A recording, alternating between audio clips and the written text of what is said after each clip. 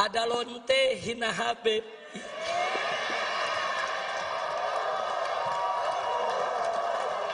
Pusing. Ampe lonte ikut-ikutan ngomong.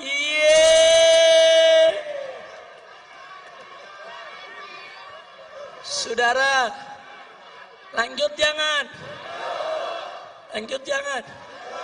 Ya lu jangan berisik dong. Saya nggak marah.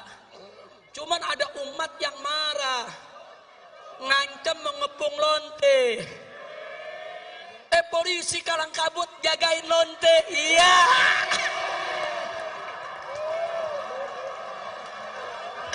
Kacau. Lonte hina Habib dijaga polisi.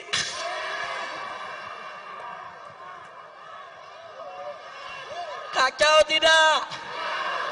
Musinya lonte yang hina Habib, hina ulama, tangkap. Bukan dijagain. Polisi jawab, tapi ada ancaman Habib, maka lu tangkap.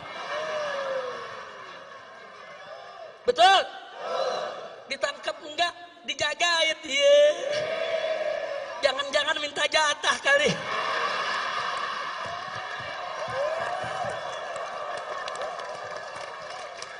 Kacau.